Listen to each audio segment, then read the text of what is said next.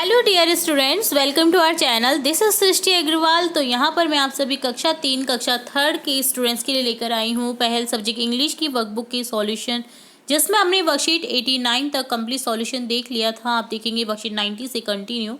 सबसे पहले वर्कशीट 90 का सॉल्यूशन देखेंगे, जिसमें है question fill in the blanks with appropriate adjective given in the bracket. आपको एडजेक्टिव चूज करना है। ब्रैकेट में दो शब्द दिए गए हैं, दो वर्ड्स दिए गए हैं, जिसमें से आपको एक एडजेक्टिव जो करेक्ट वाला लगेगा उस सेंटेंस के अकॉर्डिंग उसे यहाँ पर लिख देना है ब्लैंक में।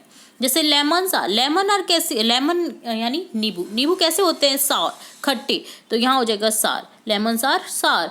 द विंड ब्लो, विंड जो आपने विंड मीन्स जो देखिए जो बहुत तेज़ी से हवा फेंकती है, या जो हवा तेज वाली हवा चलती है ना, उसे बोलते हैं विंड। तो कैसी चलती है वो? Fast. A camel has, camel की कैसी होती है? छोटी पूंछ, तो यहाँ हो जाएगा short tail. The horse runs, horse कैसे भागता है? तेज, तो यहाँ हो जाएगा fast. Delhi is a big city, बड़ी सिटी है। तो यहाँ पर सभी जो आपको एग्जेक्टिव है ना वो करेक्ट फिल करने थे। कॉटन इज, कॉटन कैसी होती है? Soft. A notebook is square in shape. The ice cream is, ice cream कैसी होती है? टेस्टी। तो इस तरह से आपको एडजेक्टिव फिल करने थे, डिस्क्राइबिंग वर्ड्स फिल करने थे। तो ये होता है वर्कशीट 90 का सॉल्यूशन डन। अब देखेंगे वर्कशीट 91, जिसमें क्वेश्चन है listen to your teacher and take the part of body and underline the animals. Animals पर अंडरलाइन करना है और बॉडी पार्ट्स पर टिक करना है। समझ गए आप? जैसे काऊ है, काऊ पर नीचे हम अंडरलाइन कर देंगे। हैंड है, ये बॉडी पार्ट है, तो यहाँ पर टिक कर देंगे। टाइगर अंडरलाइन कर देंगे। आई बॉडी पार्ट है, टिक कर देंगे। लॉइन अंडरलाइन कर देंगे, एनिमल है। ईयर बॉडी पार्ट है, टिक कर देंगे। हॉर्स पर अंडरलाइन कर देंगे। लेग पर टिक कर देंगे। डॉग पर अंडरलाइन कर देंगे। कैट पर अंडरलाइन कर देंगे। नोज पर टिक कर देंगे। गॉट पर अंडरलाइन कर देंगे। पिग पर अंडरलाइन कर देंगे। फॉक्स पर अंडरलाइन कर देंगे। टीथ पर टिक कर देंगे। ठीक है, तो जो बॉडी पार्ट्स हैं, जो हमारे पार्ट्स हैं बॉडी के, उन पर तो आपको क्या करना था? टिक करना था, सही का निशान लगाना था। और जो एनिमल्स हैं उन पर आपको अंडरलाइन करनी थी, उनके नीचे रेखांकन करना था उनका। तो ये डन होता है वर्कशीट 91। अब देखेंगे वर्कशीट 92, जिसमें है question read the sentence given below and right the answer in one word. आपको सेंटेंस दिया गया है, उसे पढ़ना है और आंसर करना है क्या? वन वर्ड, एक उससे रिलेट एक वर्ड का। I is used it to write on notebook. मैं इसे यूज़ करता हूँ नोटबुक पर लिखने के लिए। पेन, देखिए यहाँ पर आप पेन पेंसिल दोनों का यूज़ करते हैं, बट यहाँ पर पिक्चर दे रखी है पेंसिल की, तो यहाँ लिख देंगे पेंसिल। आई, और फर्स्ट लेटर भी गिवन है ना। I keep my books in it, मैं बुक्स रखता हूँ इसमें। किसके अंदर रखते हैं आप बुक्स? बैग के अंदर, तो यहाँ हो जाएगा BAC bag. Place where you go when you fall sick. आप जब बीमार होते हैं ना, तो आप कहाँ जाते हैं? हॉस्पिटल। देखिए प्लस का साइन लगा के बिल्डिंग भी बताई गई है, जिसका अर्थ है हॉस्पिटल है ये, तो यहाँ पर ये हो जाएगा S से hospital. The bus runs on, बस कहाँ पर चलती है? रोड पर, सड़क पर, तो यहाँ हो जाएगा road, ROAD road. I use it to correct my mistake, मैं इसे यूज़ करता हूँ मेरी गलतियों को मिटाने, सही करने के लिए। कौन, किस चीज़ का यूज़ करते हैं हम? रबर का, eraser. We use this for calling our friend, हम यूज़ करते हैं इससे अपने फ्रेंड्स को कॉल करने के लिए। तो ये क्या है? Mobile. All of us go there to study, हम सभी यहाँ पर पढ़ने के लिए जाते हैं। ये क्या है? ये विद्यालय, स्कूल, SCHOOL स्कूल। तो इस तरह से आपको वन वर्ड लिखना था। तो ये डन होता है वर्कशीट 92। आप देखेंगे वर्कशीट 93, जिसमें है sing happy birthday song with the help of your teacher. यहाँ पर आपको हैप्पी बर्थडे सॉन्ग दिया गया है, जिसे रीड करना है, सिंग करना है, अपने टीचर की हेल्प भी ले सकते हैं आप। Happy birthday to you, happy birthday to you, happy birthday dear. यहाँ पर आप किसी भी जिसका बर्थडे होता है आप वहाँ पर नाम लेते हैं। Happy birthday to you, may God bless you, may God bless you, may God bless you, happy birthday to you, happy birthday to you. इस तरह से आप सिंग करते हैं जब भी कभी केक कट होता है, किसी का बर्थडे मनाया जाता है, तो यहाँ पर इस सॉन्ग को हमें सिंग करना था, गाना था। अब यहाँ क्वेश्चन है हाउ ओल्ड आर यू, तुम कितने साल के हो? 8 year old. Draw the same number of candles on the cake and colour it.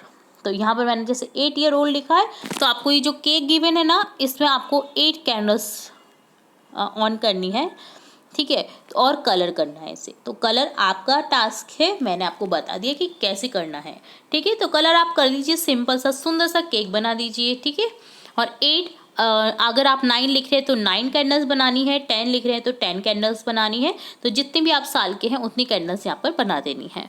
तो ये डन होता है वर्कशीट 93। अब देखेंगे वर्कशीट 94, जिसमें क्वेश्चन है complete the sentence given below by using these और दोज। आपको सेंटेंस कंप्लीट करना है, यूज़ करना है दीज और दोज का, ये और वो का। तो देखिए जो पास में चीज़ होती है ना और बहुत सारी होती हैं तो हम उसके लिए यूज़ करते हैं दीज का, और दूर चीज़ होती हैं और बहुत सारी होती है तो उसके लिए यूज़ करते हैं दोज का, वे का। और सिंगुलर होती है उसी चीज़ के लिए, तो पास के लिए तो दिस का यूज़ करते हैं और दूर के लिए दैट का यूज़ करते हैं। तो यही चीज़ ध्यान में रखकर हम दिस और दोज का यूज़ करेंगे। तो बलून्स पास में है तो यहाँ हो जाएगा दीज आर बलून्स, ये बलून्स है, गुब्बारे हैं। रैबिट दूर है तो यहाँ हो जाएगा दोज आर रैबिट्स, वे खरगोश हैं। दोज आर स्टार्स, स्टार्स दूर है तो यहाँ हो जाएगा वे स्टार्स हैं, तारे हैं। बॉटल पास में है तो यहाँ हो जाएगा दीज आर बॉटल्स, ये बॉटल हैं। काइट दूर है, दोज आर काइट्स, वे पतंग हैं। डस्टबिन पास में है तो यहाँ हो जाएगा दीज आर डस्टबिन, ये डस्टबिन है। अलमारी दूर है तो यहाँ हो जाएगा दोज आर अलमारीज, वे अलमारीज हैं। अलमीराज, सॉरी अलमीराज बोलते हैं इंग्लिश में। यहाँ पर देखिए फ्लावर दूर है तो यहाँ हो जाएगा दोज आर फ्लावर्स, वे फ्लावर्स हैं। दीज आर कॉम्स, यहाँ पर भी साइलेंट रहता है, इन्हें कॉम बोला जाता है, कॉम, ठीक है। तो कॉम्स हो जाएगा, ये कॉम्स है, ये कंगियाँ हैं। तो इस तरह से आपको दीज और दोज का यूज़ करना था। ये रन होता है वर्कशीट 94। अब देखेंगे वर्कशीट 95। क्वेश्चन है read the story. One afternoon a fox found a large farm of pumpkin in a village. दिन की बात है, एक लोमड़ी को एक पम्पकिन मिलता है गांव में। द फॉक्स वॉज हंग्री, वह भूखी थी। So she ate the pumpkin, ate one pumpkin, उसने एक पम्पकिन खाया। पम्पकिन का एक खेत मिलता है उसे, ठीक है, उस गांव में। तो बहुत भूखी थी तो उसने एक पम्पकिन खाया। बट द फार्मर कॉट, पर जो किसान था उसने पकड़ लिया उसे। एंड पनिश द फॉक्स, उसने उसे क्या करा, पनिश किया। He tried a petrol soaked cloth and lit it on fire, उसने उसे बांधा एक पेट्रोल से सोक किए क्लॉथ से और उसमें आग लगा दी। द फॉक्स गॉट हर्ट, उसे बहुत हर्ट हुआ। वॉज इन पेन, और उसको दर्द भी हुआ।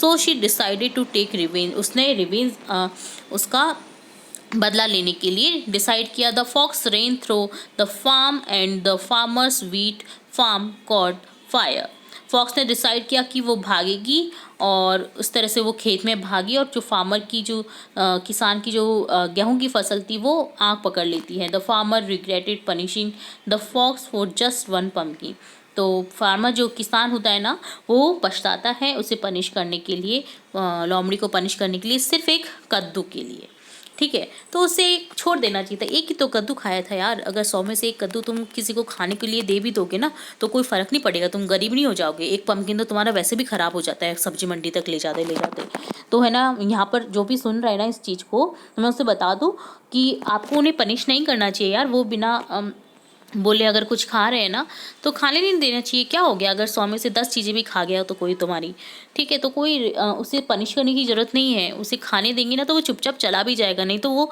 रिवेंज लेगा या वो बहुत सारा और भी कुछ कर सकता है जिससे आपकी फसल ख़राब हो सकती है, आपकी चीज़ें ख़राब हो सकती है। तो मैंने देखा है कि कई लोग ऐसे ही फेंक देते हैं चीज़ों को, बजाय उसको किसी को देने के, किसी को यूज़ करने के लिए, ठीक है। तो ये ध्यान रखिए यहाँ पर। तो ये एक शिक्षा मिलती है कि अगर वो नहीं करता ना उसे पनिश, तो आज उसका खेत जलाना होता। तो अब आंसर पूछे जाएंगे किसी क्वेश्चन के, तो आपको आंसर करने हैं। देखिए, what did the hungry fox find in the village, एक भूखी लोमड़ी को क्या मिलता है खेत में, गांव में। लार्ज फार्म ऑफ पम्पकिन, बड़ा सा खेत पम्पकिन्स का।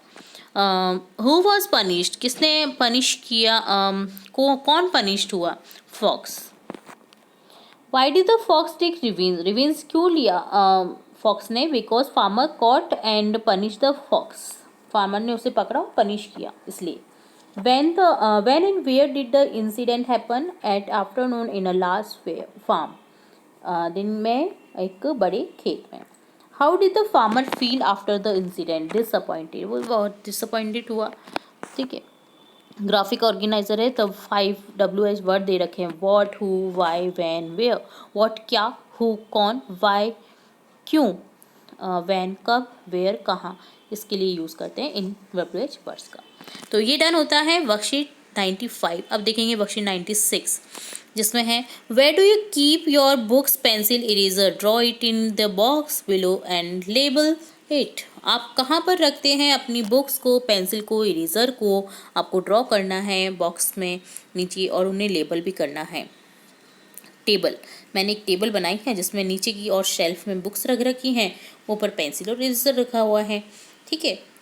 तो इस तरह से आपको सुंदर सी टेबल बना देनी है।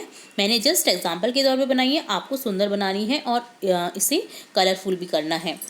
Fill in the blanks with the word of your own. My mother helps me to find my books pencil and eraser. मेरी मम्मा हेल्प करती है मेरी ढूंढने में बुक्स, पेंसिल, इरेज़र। तो आपको कोई भी यहाँ पर एक वर्ड लिखना था आपका अपना इन ब्लैंक को फिल करने के लिए। What is the colour of your bag? आपकी कलर क्या है बैग का? आपको जो भी ब्लैक, वाइट, रेड, ब्लू जो भी कलर है वो यहाँ पर लिखना है। जैसे मेरे बैग का कलर है red. Where did you buy it? आपने कहाँ से ख़रीदा इसे? मार्केट से। कि ऑनलाइन खरीदे तो ऑनलाइन लिख दीजिए, है ना। इस तरह से होगा। तो ये डन होता है वर्कशीट 96। तो यहाँ हमने देखा वर्कशीट 96, 95, 94, 93, 92, 91 और 90 का सॉल्यूशन। उम्मीद है आपको सभी वर्कशीट के सॉल्यूशन अच्छे से समझ आए होंगे। फिर भी अगर कोई डाउट रहता है तो आप कमेंट बॉक्स में कमेंट करके पूछ सकते हैं। तो जुड़े रहे हमारे चैनल के साथ। वीडियो को पूरा देखने के लिए धन्यवाद।